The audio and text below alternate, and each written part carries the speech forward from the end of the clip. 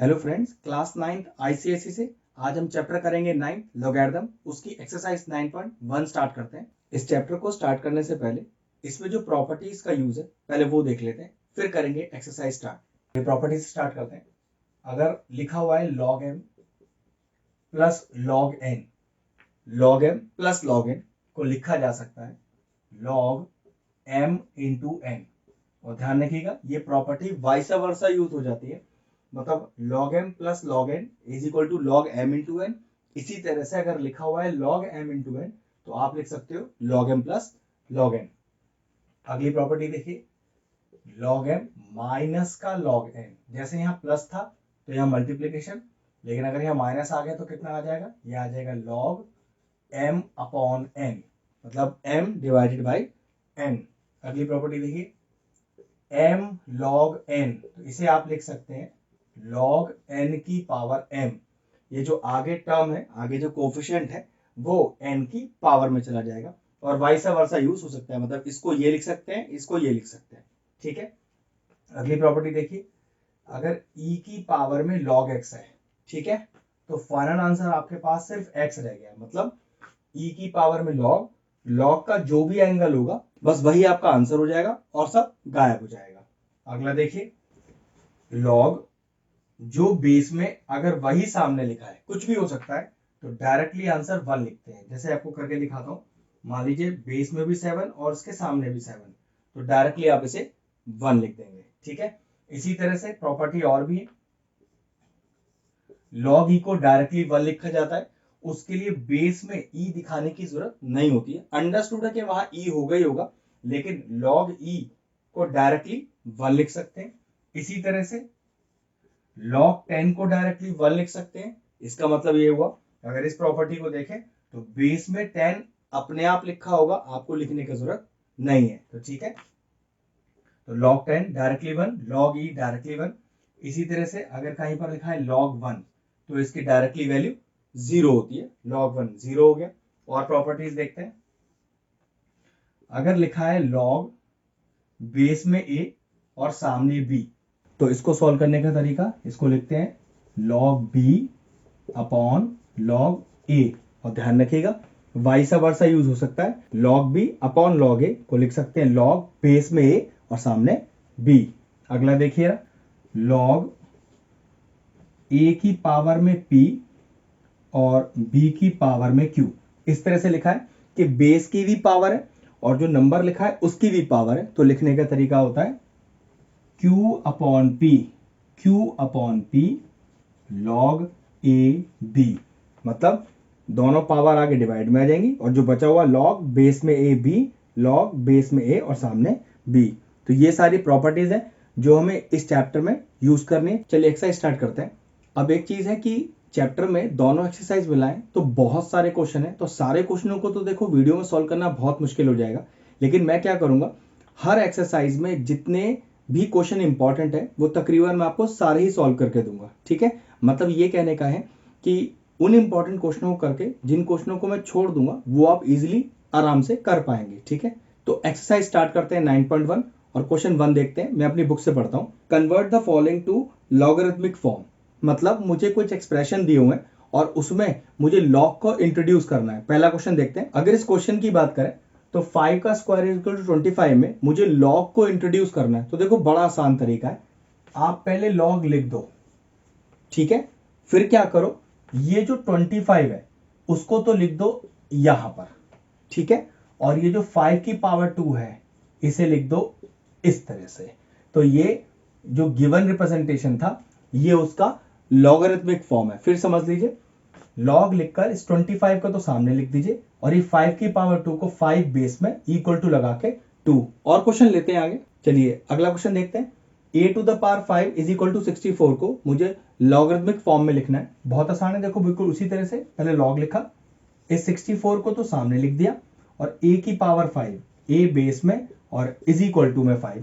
ये लीजिए इस पर्टिकुलर एक्सप्रेशन का लॉगरिथमिक फॉर्म आ गया। चलिए इसका फिफ्थ पार्ट देखते हैं। 6 की पावर 1 इज इक्वल टू 6 और इसका लॉगरिथमिक फॉर्म लिखना है। तो देखिए ना, पहले लॉग लिखा, फिर इस 6 को यहां पर लिखा और 6 की पावर 1 को बेस में 6 और इज इक्वल टू में 1। ये लीजिए फॉर्म आ गया।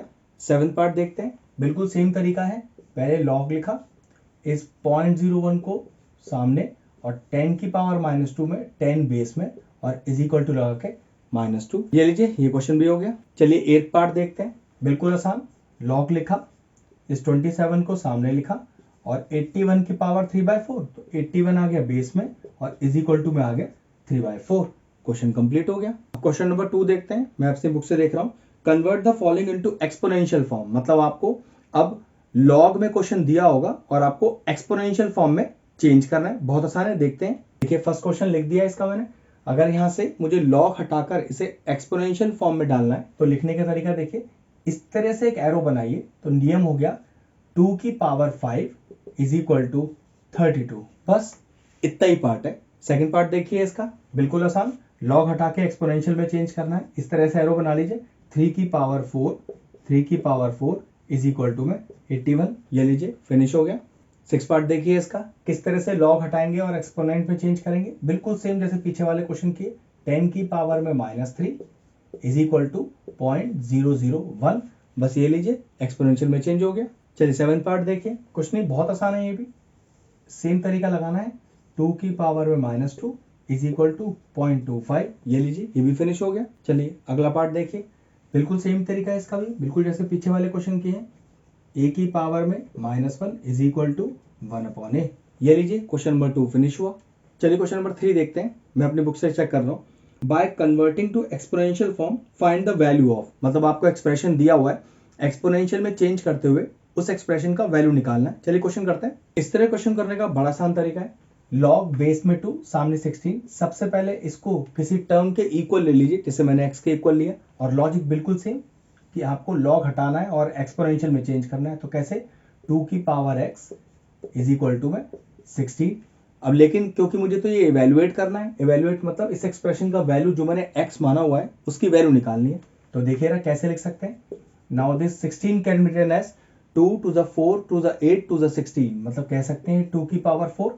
अब इसमें एक्सपोनेंट का नियम लगा देते हैं, बेस से बीच में इक्वल, इसका मतलब पावर बराबर बेस गायब। अब मैंने एक्सप्रेशन को x माना था, x का वैल्यू आ गया 4। चलिए 4th क्वेश्चन लेते हैं इसका, बिल्कुल आसान पार्ट। उसी तरह से मैं इस एक्सप्रेशन को पहले x के इक्वल मानूंगा और इस x की वैल्यू को ही निकाल के दूंगा। लॉजिक बिल्कुल वही, एक्सपोनेंट में चेंज करते हैं और लॉग हटाते हैं। कैसे, 9 की power x is equal to 27। अब क्या करिए, दोनों को सबसे छोटे फॉर्म में स्प्लिट करिए। 9 को लिख सकते हैं 3 की पावर 2 और 27 को लिख सकते हैं 3 की पावर 3। बिल्कुल वही करेंगे, देखिए ना, 3 की पावर 2 होल पावर x और 3 की पावर 3। अब एक्सपोनेंट का नियम लगाएंगे, वो क्या होता है कि पावर से पावर मल्टीप्लाई करते हैं। तो 3 की पावर 2x फिर 2 into x इज 2x और 3 की पावर 3। अब नियम बिल्कुल वही जो मैंने यहां लगाया था। कैसे, देखो, बेस सेम बीच में इक्वल पावर बराबर। सेम यहां पर है, देखो बेस सेम है बीच में इक्वल। तो नियम कहता है एक्सपोनेंट का कि पावर को बराबर कर दो और बेस को गायब कर दो।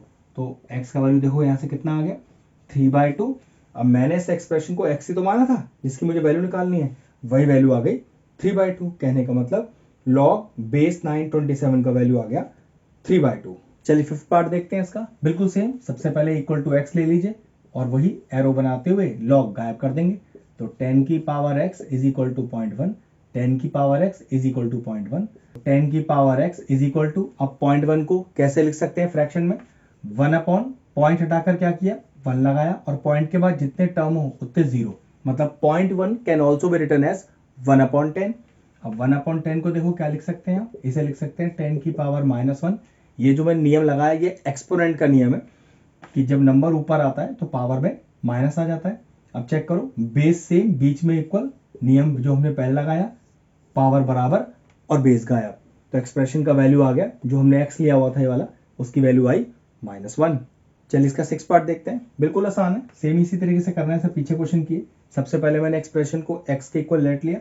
अब लॉग हटाकर मुझे एक्सपोनेंट में चेंज करना है, तो ये एरो वाला तरीका लगाएं। 7 की power x is equal to 1/7। तो 7 की power x is equal to 7 की पावर -1। जिस तरह से 1/10 को 10 की पावर -1 लिखा था, इसी तरह से यहाँ पर 1/7 को 7 की पावर -1 लिख दिया। चेक करो, बेस सेम है बीच में इक्वल, तो इसका मतलब पावर बराबर और बेस गायब। क्वेश्चन फिनिश हो गया। चलिए क्वेश्चन नंबर 4 स्टार्ट करते हैं। क्वेश्चन है कि सॉल्व फॉर एक्स, मतलब एक्स का वैल्यू निकालना है जो एक्सप्रेशन में गिवन है। दो क्वेश्चन लिख दिए हैं, पहला और तीसरा। तो नियम वही बिल्कुल देखिए, 3 की पावर में 2 is equal to X. Now 3 की पावर 2 इज 9। तो what is the value of x here? X का वैल्यू आ गया 9। सेम उसी क्वेश्चन को देखिए, बिल्कुल सेम उसी तरीके से करना है कि 10 की power -2 is equal to x. अब माइनस हटाएंगे तो 1 अपॉन कर देंगे।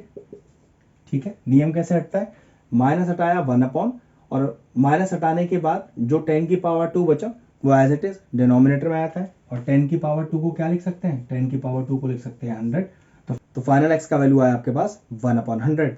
चलिए 6th और 8th क्वेश्चन लिख दिया है। बिल्कुल आसान, उसी तरीके से एक्स का वैल्यू निकालना है। एक्स की पावर में -1 इज इक्वल टू 1/4, क्योंकि यहाँ एक्स की वैल्यू ही इवेल्युएट करना है।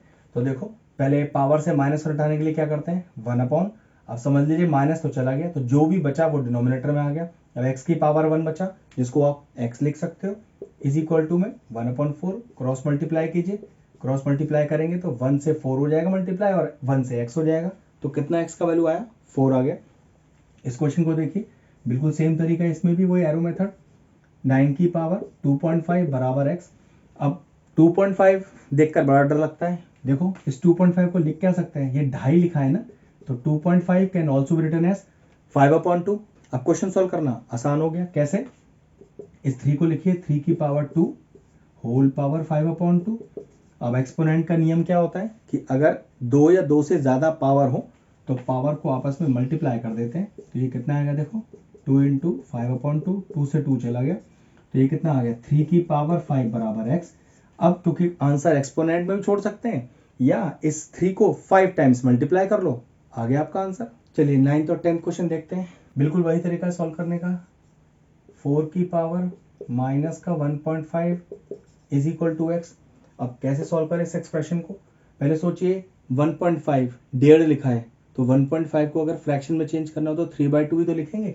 तो देखिए 4 की पावर माइनस का 3/2 इज इक्वल टू एक्स। अब इस 4 को फैक्टर बनाओ, 2 की पावर 2 लिख सकते हैं, तो 2 की पावर 2 और इंटू माइनस का 3/2 इज इक्वल टू एक्स। अब पीछे वाले क्वेश्चन में जैसे हमने पावर से पावर मल्टीप्लाई किया था, सेम यहाँ पर भी करेंगे। तो कितना आ गया?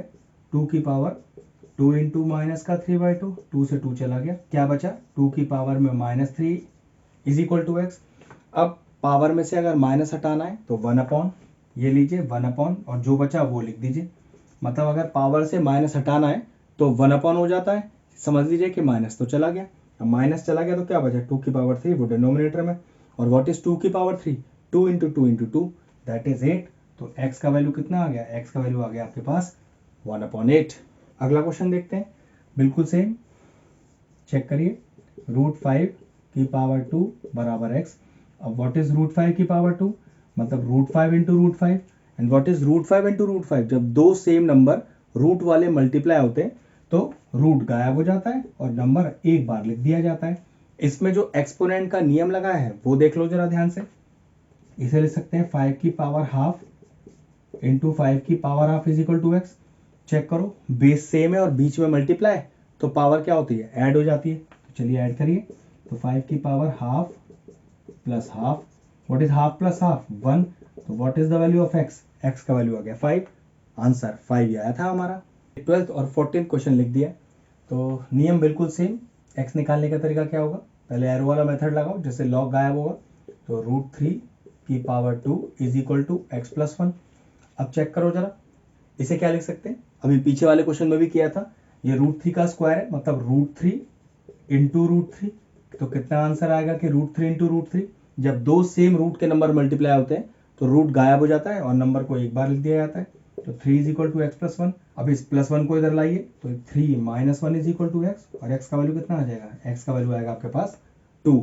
नेक्स्ट क्वेश्चन देखिए, बिल्कुल सेम ही तरीका है करने का सॉल्व।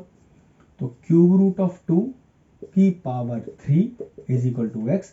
अब ये क्यूब रूट ऑफ 3 को क्या लिख सकते हैं? 2 की पावर 1/3, और ये पावर में जो 3 है वो एज इट इज लिखा रहने दीजिए। अब एक्सपोनेंट का नियम, पावर से पावर मल्टीप्लाई करिए, तो 2 की power 3 into 1/3 is equal to x. X से एक्स चला गया, तो what is the value of x here? X का वैल्यू आपके पास आ गया 2। चलिए 15th और 16th क्वेश्चन करेंगे। बिल्कुल सेम उसी तरीके से करना है जैसे पीछे के सारे क्वेश्चन किए हैं। 2 की पावर में 3, 2 की पावर में 3 is equal to x square minus 1। तो व्हाट इज 2 की पावर 3, 2 इंटू 2 इंटू 2, मतलब ये हो गया 8 माइनस का 1, इधर जाओ क्या हो गया प्लस का 1 is equal to x square. ये हो गया 9 इज इक्वल टू एक्स स्क्वायर। अगर x से इस स्क्वायर को हटाएंगे तो इधर रूट लग जाएगा, तो root 9 is equal to x. And what is the value of root 9, root 9 का वैल्यू होता है 3। क्वेश्चन फिनिश हो गया। नेक्स्ट पार्ट देखिए। अब दिक्कत है यहाँ तो लॉग में बेस ही नहीं है, तो एक नियम बता देता हूँ। अगर लॉग में बेस ना हो और क्वेश्चन न्यूमरल फॉर्म में हो, ठीक है, जैसे 1 2 3 वैल्यू हो, तो बेस में अपने आप यहाँ 10 ले लेंगे, ठीक है, ध्यान रखिएगा। ये लीजिए सेम लॉजिक, 10 की power minus 1 is equal to x. अब पावर से माइनस हटाया तो 1 अपॉन, और माइनस हटा के जो बचा वो एज इट इज लिख दीजिए। तो what is the value of x here, x का वैल्यू आ गया 1 अपॉन 10। 17th और 18th क्वेश्चन लिख दिए, दोनों ही आसान क्वेश्चन है। चेक करिए दोनों में ही बेस नहीं है और क्वेश्चन न्यूमरल फॉर्म में है, 1 2 3 4 लिखा हुआ है, इसका मतलब बेस में अपने आप आपको 10 लेना पड़ेगा। तो चलिए 10 ले लिया मैंने, और करने का तरीका बिल्कुल वही, 10 की power 1 is equal to 2x minus 3। इस माइनस 3 को इधर लाइए तो ये हो गया प्लस 3, तो ये हो गया 13 इज इक्वल टू 2x, और ये 2x के साथ मल्टीप्लीकेशन में उधर जाके डिवाइड हो जाएगा, तो ये हो गया 13 upon 2 is equal to x। ठीक है, क्लियर हो गया। अगला देखिए, अब इक्वल में 3 लगाए हुए टर्म, चिंता मत करिए, ये 3 अलग अलग क्वेश्चन है आपके लिए। एक बार -2 लिखकर सॉल्व करिए, एक बार 0 लिखकर, एक बार 1/3 लिखकर, बस ये एक प्रेजेंटेशन है, अदरवाइज करना बिल्कुल सेम है।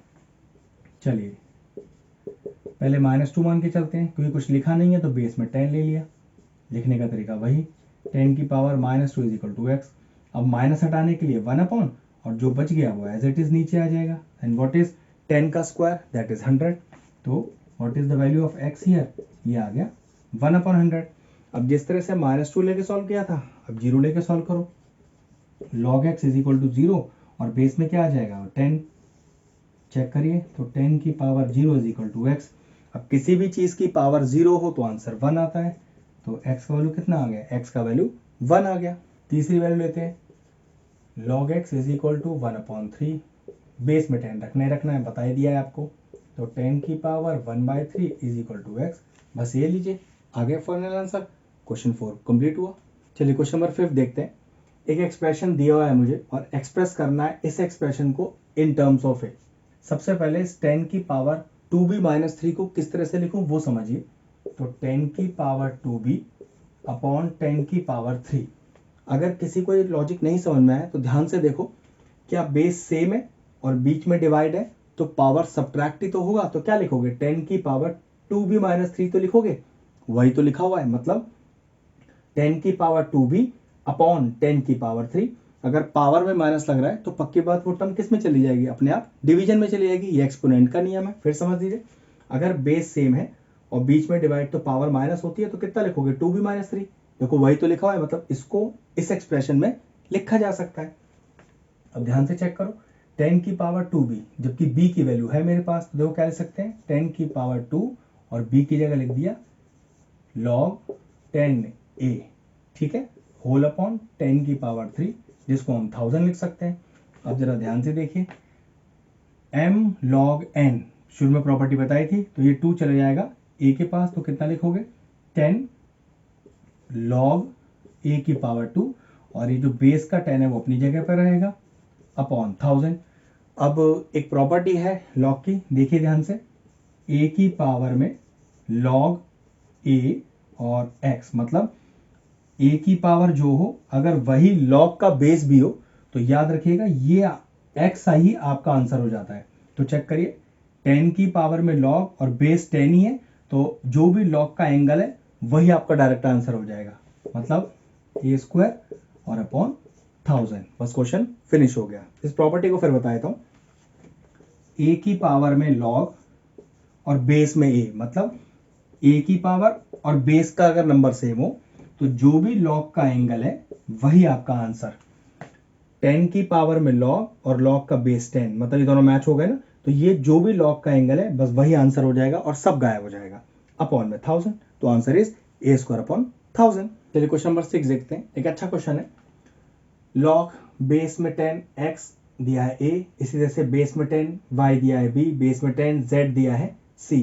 तो पहला पार्ट देखते हैं कि 10 की पावर 2a माइनस 3 को एक्सप्रेस करना है इन टर्म्स ऑफ x, मतलब आंसर में सिर्फ x वाला टर्म ही रह जाए। ठीक है, चलिए देखिए, पहला है 10 की पावर 2a माइनस 3।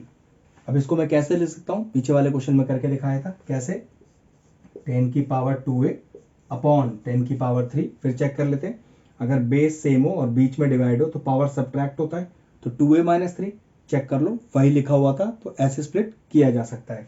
अब 10 की पावर 2a, a का वैल्यू है क्या, बिल्कुल है मेरे पास, तो रखिए 10 2। अब a का वैल्यू है, चलिए रखिए, तो log बेस में 10x। ठीक है, अब बिल्कुल ठीक रखा मैंने, अपॉन 1000। अब क्या करना है देखो, m log n, तो ये आगे जो 2 लिखा है वो x में चला जाएगा, पीछे वाला क्वेश्चन बिल्कुल सेम ही है, तो 10 की पावर log x स्क्वायर और बेस का 10 अभी भी वहीं पर और अपॉन 1000। अब चेक करो, पीछे वाले क्वेश्चन में यही सेम प्रॉपर्टी लगी थी कि 10 की पावर में log और बेस में 10, मतलब ये दोनों मैच हो गए, तो जो log का एंगल है वही आपका आंसर हो जाएगा, तो answer is x square upon 1000। Question में हमसे क्या कहा था, इस एक्सप्रेशन को x की टर्म में सॉल्व करना है, तो answer is x square upon 1000, मतलब इसमें जो a था वो गायब हो गया और पूरा आंसर x की फॉर्म में आ गया। ध्यान रखिएगा, x की फॉर्म में लाना है, साथ में अगर कोई न्यूमरल टर्म आएगा तो उसे लिया जा सकता है। सेकंड पार्ट देखिए, इसका बिल्कुल सेम क्वेश्चन है, तो 10 की पावर 3b माइनस 1, तो इसे 10 की पावर 1 लिख सकते हैं, मतलब 10 की पावर 3b अपॉन 10 की पावर 1। अब वही b का वैल्यू यहाँ से लेके डालिए, तो 10 की पावर 3 और b का वैल्यू कितना है, log बेस में 10 y होल अपॉन 10 की पावर 1, जो कि 10 ही लिखा जाएगा। अब m log n, तो ये 3y की पावर में चला जाएगा, 10 की पावर log y क्यूब, और बेस का 10 अपनी जगह पर, उसका कोई काम नहीं है। अब चेक करो जरा, पीछे वाली प्रॉपर्टी फिर लग रही है, 10 की पावर में log और बेस 10, मतलब 10 की पावर और बेस में भी 10, तो जो log का एंगल है बस वही आपका आंसर है, y क्यूब अपॉन में 10। ये लीजिए, फिनिश हो गया। क्वेश्चन क्या था, एक्सप्रेशन को y के टर्म्स में लिखना है, answer is y cube upon में 10, क्योंकि न्यूमरल वैल्यू है तो लिखी जा सकती है, answer is y cube upon 10। चलिए सी पार्ट देखते हैं। सी पार्ट कह रहा है कि एक एक्सप्रेशन दिया हुआ है, इस पूरे एक्सप्रेशन में जो p का वैल्यू है वो x y z के टर्म में आना चाहिए। चलो ध्यान से देखते हैं, तो log बेस में 10p is equal to 2a, a का वैल्यू है, log बेस में 10x प्लस b अपॉन 2, तो b का वैल्यू है log बेस में 10y अपॉन 2 माइनस का 3c, c का वैल्यू है log बेस में 10z।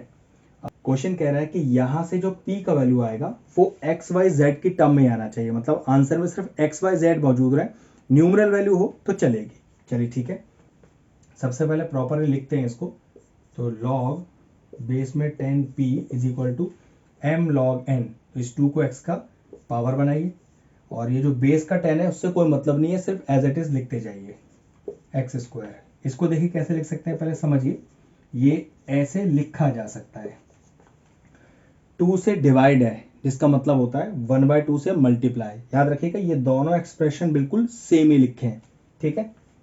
माइनस का, अब ये 3 चला गया z की पावर में, प्रॉपर्टी m log n, तो ये चला जाएगा z की पावर, तो log बेस से कोई मतलब नहीं, वो एज इट इज z की पावर 3।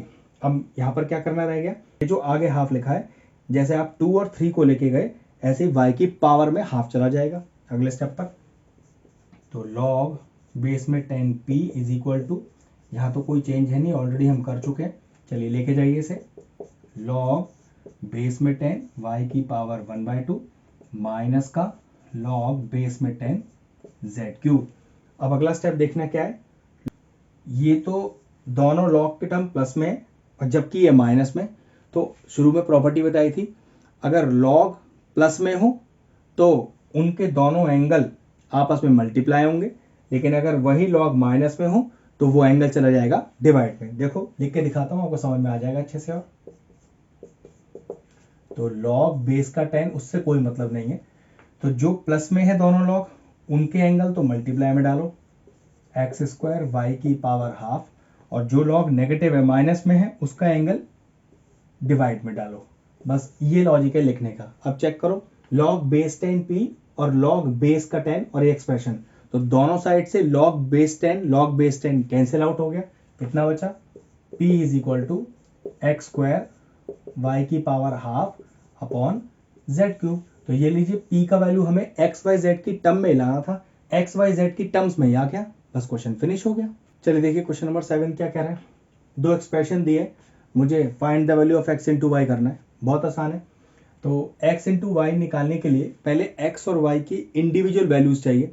इसका मतलब मुझे यहाँ से पहले दोनों में लॉग हटाकर एक्सपोनेंट फॉर्म लाना पड़ेगा। अब लॉग कैसे हटाया जाता है और एक्सपोनेंट में कैसे चेंज किया जाता है, पीछे हमने बहुत सारे क्वेश्चन ऐसे कर लिए। तो ये कितना हो जाएगा? ये हो जाएगा 10 की power a is equal to x, और ये चेक करिए कितना हो जाएगा? ये हो जाएगा 10 की power b is equal to y. मुझे आंसर में क्या चाहिए? x into y. एक्स की वैल्यू भी है, वाई की वैल्यू भी है, मल्टीप्लाई कर दीजिए। एक्स इंटू वाई कितना हो गया? 10 की पावर a इंटू 10 की पावर b। चेक करो एक्सपोनेंट का नियम लगाते हैं, क्या बेस सेम है और बीच में मल्टीप्लाई? जी हाँ, तो पावर ऐड कर दिया जाएगा। तो फाइनल आंसर क्या आएगा? 10 की power a plus b। Finish हुआ। चलिए क्वेश्चन नंबर 8 लेते हैं। फिर से दो एक्सप्रेशन दिए हुए हैं। ए क्यूब अपॉन बी स्क्वायर की वैल्यू चाहिए m और n की टर्म्स में। तो चलिए पहले a और b का वैल्यू निकाल लेते हैं। उसके लिए पहले ये दोनों लॉग हटाकर एक्सपोनेंट में चेंज करना पड़ेगा। चलिए इसको क्या लिख सकते हैं? हम लिख सकते हैं इसे 10 की पावर m बराबर a। इसी तरह से इसको चेक करो 10 की पावर n बराबर b। अब a और b का वैल्यू आ गया। a पर क्यूब चाहिए तो क्यूबिंग ऑन बोथ साइड्स करो पहले जरा।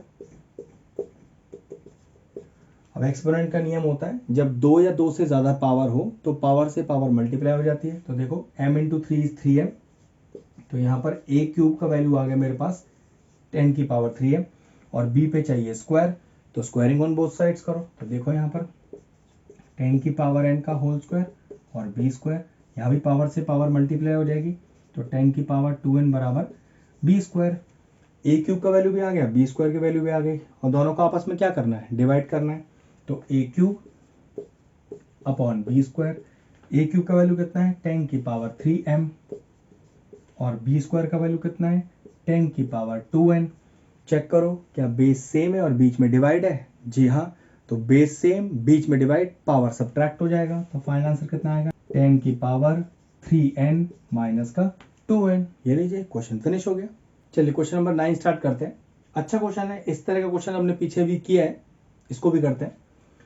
अब दो एक्सप्रेशन दिए हैं, right 10 to the power a in terms of x। तो चलिए 10 टू द पावर a, और चेक करिए a का वैल्यू तो है मेरे पास, डालिए इसके अंदर, लेकिन 2a का वैल्यू है, तो क्या करूँ? उस 2 को यहाँ डिवाइड में ले आता हूँ। मतलब चेक करो पहले ध्यान से, क्या a का वैल्यू इस तरह से आएगा? जी हाँ, पहले a का वैल्यू निकालें यहाँ से, जो कि हाफ लॉग बेस में 10x आ जाएगा। अब इस a की वैल्यू को यहाँ 10 की पावर में रख दीजिए। तो देखिए 10 की पावर हाफ लॉग बेस में 10 और x। अब देखो जरा m log n, तो ये हाफ कहाँ चला जाएगा? x की पावर बन जाएगा। तो देखो 10 की पावर log बेस में 10 x की पावर हाफ। अब एक प्रॉपर्टी हमने पीछे लगाई थी, क्या? 10 की पावर में log, और log का बेस भी वही है जो उसकी पावर है। तो अगर 10 की पावर और log का बेस भी वही, तो जो log का एंगल है बस वही आपका फाइनल आंसर हो जाएगा, जिसे आप क्या लिख सकते हो? रूट एक्स, और सारे टर्म गायब। फिर समझ लीजिए 10 की पावर में log, और log का बेस भी वही है जो उसकी पावर थी, तो ये सब गायब हो जाएगा और आंसर वही हो जाएगा जो log का एंगल है, दैट इज 10 की पावर हाफ, जिसको रूट एक्स भी लिख सकते हैं। फिनिश हो गया कि 10 की पावर a को x की फॉर्म में लिखना है, तो 10 की पावर a को मैंने x की फॉर्म में लिख दिया, आंसर इज रूट एक्स। चलिए सेकंड पार्ट देखते हैं इसका। अब 10 की पावर 2b प्लस 1 को y की टर्म में लिखना है। पहले सही से स्प्लिट कर लेते हैं इसको। देखो 10 की पावर 2b इंटू 10 की पावर 1। चेक कर लेते हैं ऐसा कैसे लिख दिया। बेस सेम, बीच में इंटू, तो पावर ऐड ही तो होंगी, तो 2b प्लस 1। देखो वही लिखा था, मतलब ऐसे स्प्लिट किया जा सकता है। अब 10 की पावर 2b, जबकि वैल्यू तो b अपॉन 2 की है मेरे पास, तो पहले क्या करो, यहाँ पर इस 2 को पहले इधर ले जाओ, डिवाइड में है ना, तो मल्टीप्लाई में कितना आएगा चेक करो। ये आएगा 2 लॉग बेस में 10y is equal to b। ठीक है, अब इस b का वैल्यू को यहाँ डाल दो, तो 10 की पावर में 2, और b का वैल्यू कितना है? 2 बेस में log 10 और y और इंटू 10 की पावर 1। अब चेक करो 2 टू ज़ा 4 जो कि log के आगे लिखा है तो y की पावर में चला जाएगा, तो कितना हो गया log बेस में 10 y की पावर 4 और इंटू 10। फिर चेक करो 10 की पावर में log और log का एंगल वही है जो उसकी पावर है, तो फाइनल आंसर क्या हो जाएगा इसका y की पावर 4 इंटू 10, तो फाइनल आंसर आया 10 इंटू y की पावर 4। फिनिश हो गया। चलिए बचा हुआ थर्ड पार्ट लेते हैं। तो ये लिखा है log बेस में 10p is equal to 3a minus का 2b, और कह रहा है कि यहाँ पर p का वैल्यू एक्सप्रेस करना है x और y की टर्म में। तो चलिए पहले इस a और b का वैल्यू यहाँ से पुट करते हैं। यहाँ फिर वही बात कि मेरे पास 2a की वैल्यू है जबकि मुझे सिर्फ a चाहिए, 3 को तो बाहर कर लेंगे। तो a देखो मैंने निकाल ही लिया था पहले, बस डायरेक्टली पुट करेंगे। ये तो एज इट इज 3 बाहर और a का वैल्यू कितना आया था हाफ log बेस में 10 और x माइनस का 2b, और b का वैल्यू भी निकाल लिया था, वो कितना आएगा 2 log बेस में 10 और y। अब बिल्कुल वही तरीका, पहले कितना हो गया चेक करो, log बेस में 10p is equal to 3/2 log base में 10x माइनस का ये हो गया 4 log बेस में 10 और y। ये जो आगे log के 3/2 और 4 लिखा है पहले इसको हटाओ, मतलब m log n, तो 3/2 चला जाएगा x की पावर में और 4 चला जाएगा y की पावर में। प्रॉपर्टी कौन सी लगा रहा हूं देख लो, m log n is equal to log n की पावर m। चलिए लगाइए, ये हो गया log बेस से कोई मतलब नहीं है, वो बेस तो बेस में ही रहेगा, x की पावर 3/2 माइनस का log बेस में 10 y की पावर 4। अब जरा चेक करो log m minus log n, तो log m minus log n is equal to log, जब बीच में माइनस होता है तो क्या करते हैं m अपॉन n। बेस से कोई मतलब नहीं है, वो एज इट इज कॉपी करते जाइए, बस प्रॉपर्टी लगा देते हैं। log बेस में 10p is equal to log base में 10, अब x की पावर 3/2 माइनस लग रहा है तो डिवाइड में चला जाएगा, तो x की पावर 3/2 डिवाइडेड बाय y की पावर 4। तो log बेस में 10 log बेस में 10 दोनों साइड कैंसिल आउट हो गया, क्या बचा p is equal to x की पावर 3/2 अपॉन y की पावर 4। ये लीजिए आगे आपका फाइनल आंसर। चलिए क्वेश्चन नंबर 10 स्टार्ट करते हैं। log बेस में 2y is equal to x, log base में 2z is equal to x, और फाइंड करना है 72 to the power x in terms of y and z। अब y एंड z निकालने के लिए पहले इस log को हटाकर एक्सपोनेंशियल फॉर्म लाना पड़ेगा। चलिए देखिए, तो 2 की power x is equal to y, 2 की power x is equal to y। इसी तरह से यहाँ पर देखो 3 की power x is equal to z। अब लॉजिक क्या है कि 72 की पावर x को टर्म्स ऑफ लिखना है, 72 टू द पावर x को in terms of y and z लिखना है। तो सबसे पहले मैं क्या करता हूँ, देखो 72 के फैक्टर निकालता हूँ, तो कितने आएंगे चेक करते हैं ध्यान से। 2 3 6, 2 6 12, 2 1 2 और 2 8 16, 2 9 18 और 3 3 9। तो इस 72 को मैं लिख सकता हूँ, चेक करो क्या, 2 की पावर 3 और 3 की पावर 2 और होल की पावर x। भाई 2 की पावर 3, 3 की पावर 2 और होल की पावर में x। दोनों को इंडिविजुअल पावर दो, कैसे देखो 2 की पावर 3 की पावर x, 3 की पावर 2 की पावर x। अब मैंने क्या किया, एक्सपोनेंट के नियम के हिसाब से इस पावर को अंदर, इसको बाहर, इसको अंदर और इसको बाहर, तो ये कितना हो गया देखो 2 की पावर में x होल की पावर में 3 और 3 की पावर में x होल की पावर में 2। ये एक्सपोनेंट्स के नियम है कि पावर को एक दूसरे के साथ इंटरचेंज किया जा सकता है। अब चेक करो कि 2 की पावर x की वैल्यू निकाल चुका हूँ, जी हाँ y निकाल चुका हूँ, क्यूब लगा दीजिए। 3 की पावर 3 की पावर x की वैल्यू, 3 की पावर x की वैल्यू z, स्क्वायर लगा लीजिए, तो ये लीजिए आपका फाइनल आंसर आ गया x क्यूब z स्क्वायर। चलिए क्वेश्चन नंबर 11 स्टार्ट करते हैं। क्वेश्चन भी पीछे वाले क्वेश्चनों की तरह ही है, दो एक्सप्रेशन दिए हैं, 100 की पावर 2a माइनस 1 की वैल्यू x और y के टर्म में चाहिए। इसको पहले मैं लिख सकता हूँ 100 की पावर 2a अपॉन 100। पहले ध्यान से देखो, अगर बेस सेम हो और बीच में डिवाइड तो पावर सब्ट्रैक्ट होता है। अब यहाँ 100 की पावर कितनी नीचे 1, तो 100 की पावर 2a माइनस 1 ही तो लिखा हुआ था, बस उसको एग्जैक्टली सेम लिख दिया। अब इसके बाद अगला स्टेप देखो, पीछे वाले क्वेश्चन की तरह यहाँ पर भी क्या करो, पहले 100 के फैक्टर्स निकाल लेते हैं, फिर देखिए किस तरह से यूज करेंगे। तो 2 5 10 और 0, 2 2 4, 2 5 10, 5 5 25। तो इस 100 को मैं लिख सकता हूँ 2 की पावर 2 इंटू 5 की पावर 2, भाई 2 की पावर 2 इंटू 5 की पावर 2, और होल की पावर 2 है एज इट इज है, उसमें मुझे कोई काम नहीं करना, और अपॉन में 100।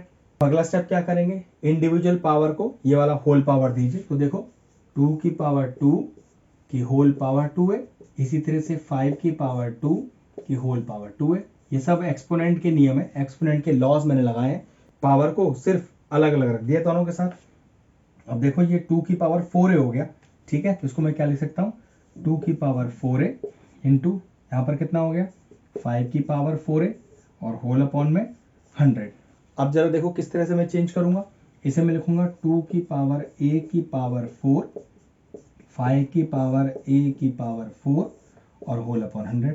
इसको लिखने का फायदा देखो, पावर a और 5 की पावर a की वैल्यू चाहिए, वो मैं कैसे निकालूंगा, देखो गिवन एक्सप्रेशन में अगर मैं एक्सपोनेंट में लिखूं और लॉग हटाऊं तो क्या लिखूंगा, इसे मैं लिखूंगा 2 की पावर a x के बराबर, और इसी तरह से 5 की पावर a किसके बराबर, y के।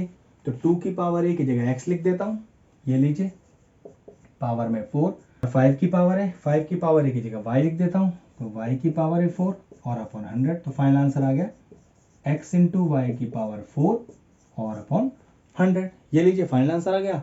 एक्सरसाइज 9.1 फिनिश हो गई हमारी।